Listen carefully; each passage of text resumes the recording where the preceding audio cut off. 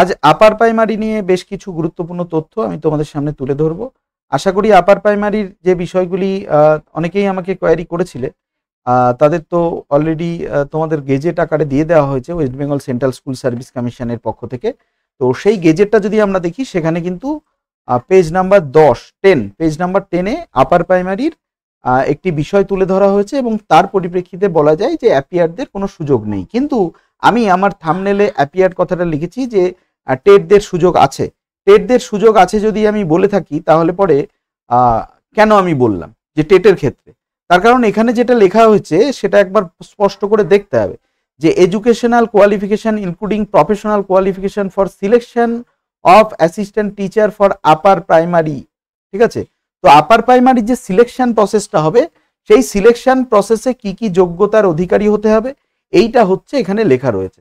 একটা কথা মনে রাখতে হবে যে সিলেকশন প্রসেস এবং টেট এই দুটোর মধ্যে কিন্তু কোনো সম্পর্ক নেই। অর্থাৎ সিলেকশন বা রিক্রুটমেন্ট প্রসেসের সঙ্গে টেটের কোনো কিন্তু সম্পর্ক নেই।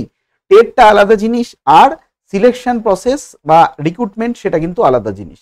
তো সিলেকশন প্রসেসে কিন্তু কোনো অ্যাপিয়ার স্টুডেন্টদের বসতে দেওয়া হয় না। তো সেই কারণে কিন্তু এখানেও একদম স্পষ্টভাবে বলে দেওয়া হয়েছে যে কি বা কারা, মানে কি কি যোগ্যতা রয়েছে, সেটাও একবার আমরা একটু দেখে নিলে পরে আমাদের মনে হয় সুবিধা হবে প্রত্যেকের। ঠিক আছে, যে candidate must B a citizen of India, অর্থাৎ ভারতবর্ষের যে কোনো জায়গার ক্যান্ডিডেটই কিন্তু পরীক্ষা দিতে পারছে। ঠিক আছে, পরীক্ষা দিতে পারছে। On or before the last date of receiving online application he she shall must possess minimum qualification as prescribed by the NCT for assistant teacher upper primary level।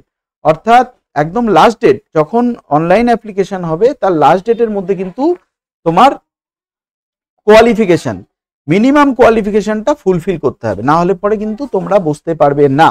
আবার বলছি, এটা কিন্তু টেট নয়, এটা কিন্তু সিলেকশন প্রসিডিওর, অর্থাৎ recruitment প্রসিডিওরের কথা বলা হচ্ছে। টেট এবং সিলেকশন প্রসিডিওরের মধ্যে বিস্তর ফারাক আছে। এটা যেটা বলা হচ্ছে, এটা কিন্তু শুধুমাত্র selection of assistant teacher for upper primary level of classes in school, অর্থাৎ এখানে যে বক্তব্যটি তুলে ধরা হচ্ছে সেটা হচ্ছে অ্যাসিস্ট্যান্ট টিচারের সিলেকশন প্রসেস নিয়ে। এখানে কিন্তু টেটের কথা বলা হচ্ছে না।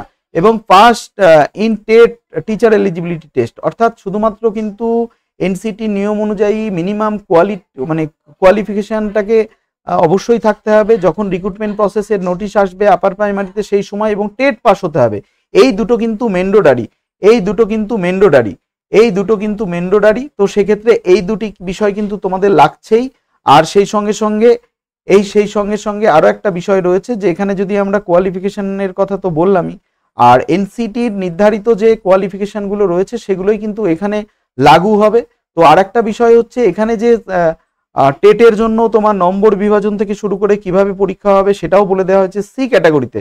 যে দেখো এখানে রয়েছে selection of to the post of assistant teacher for upper primary level classes shall be made on the basis of the marks obtained academic score, TET weightage, marks in written examination and marks in oral interview।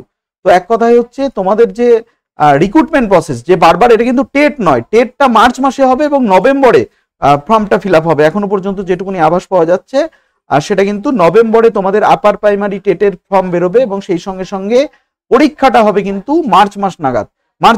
তবে এটা একটা ভালো জিনিস যে রিক্রুটমেন্টের একটা notification দিয়ে রাখলো, হয়তো আপার প্রাইমারি রিক্রুটমেন্ট অবশ্যই ভোটের আগে একটা হতে পারে, সেটা দেখা যাক কি হবে।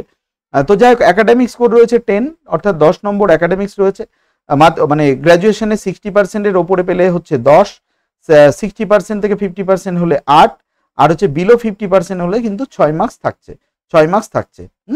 এই হচ্ছে নম্বরের ক্রাইটেরিয়া রয়েছে।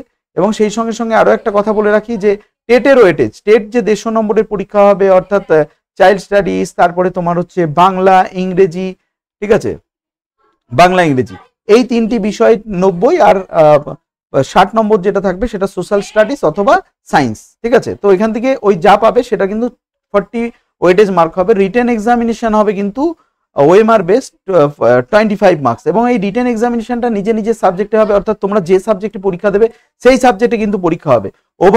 ওরাল ইন্টারভিউ থাকবে 15 মার্কের, এবং সেই সঙ্গে লেকচার ডেমনস্ট্রেশন থাকবে 5 মার্কসের। টোটাল 100 নম্বরের পরীক্ষা কিন্তু থাকছে। এবং টিচিং এর জন্য রয়েছে তোমার 5 মার্কস কিন্তু টিচিং এর জন্য রয়েছে। এবং টিচিং এর জন্য যেটা রয়েছে যে at the upper primary level in governmental and government aided and government post sponsored school calculated on the basis of 1 mark each year of service in a substantive post. তো এই পোস্টের জন্য তোমাদের 5 নাম্বার পর্যন্ত টিচিং এক্সপিরিয়েন্স দেওয়া হতে পারে, কিন্তু সরকারি স্কুলে কাজ করতে হবে। যারা গেস্ট হিসেবে কাজ করছো, অনেকে আছে দেখো এখন প্রচুর স্কুলে গেস্ট টিচার নেওয়া হয়, তো গেস্ট টিচারদের কিন্তু কোনো এক্সপিরিয়েন্স দেওয়া হবে না, গেস্ট টিচারদের কিন্তু কোনো এক্সপিরিয়েন্স দেওয়া হবে না। এই ছিল আপার প্রাইমারির বিষয়। আপার প্রাইমারি টেট এবং আপার প্রাইমারি সিলেকশন প্রসিডিওরের সঙ্গে কিন্তু কোনো মিল নেই। এখানে যেটা রয়েছে সেটা হচ্ছে সিলেকশন প্রসিডিওর বা তোমার সিলেকশন প্রসিডিওর বা কি বলবো সিলেকশন প্রসিডিওর বা রিক্রুটমেন্ট প্রসিডিওর। তো সিলেকশন প্রসিডিওর এবং রিক্রুটমেন্ট প্রসিডিওরের মধ্যে কিন্তু বিস্তর ফারাক রয়েছে। তার কারণ টেটের পরীক্ষা কিন্তু কখনোই নিশ্চিত মানে গ্যারান্টি দেয় না নিয়োগের। তো এই কথাটা কিন্তু তোমাদের ভালো ভালো করে মনে রাখতে হবে। তো সেই ক্ষেত্রে কিন্তু তোমাদের অবশ্যই যারা টেটের জন্য মানে আপার প্রাইমারি টেটের জন্য পড়াশোনা করবে শুরু করে দাও। আপার প্রাইমারি টেট কিন্তু মার্চ মাসে হবে। তো মার্চ মাসে হলে পরে তো তোমাদের একটা সুবর্ণ সুযোগ রয়েছে, আশা করছি যে মার্চ মাসে যদি হয়ে যায় তাহলে পরে তো একটা পরীক্ষা তোমরা দিতেই পারছো। আর রিক্রুটমেন্টের যেহেতু নোটিফিকেশনটা দিয়েছে, আশা করি রিক্রুটমেন্টের একটা পজিটিভ দিক আসলেও আসতে পারে রিক্রুটমেন্টের, ঠিক আছে, রিক্রুটমেন্টের একটা পজিটিভ দিক আসলেও আসতে পারে। তো দেখা যাক, আমরা দেখতে হবে যে কবে আসে। তো যাই হোক, নভেম্বরে একটি আপার প্রাইমারির নোটিফিকেশন আশা করছি আসবে নভেম্বরে।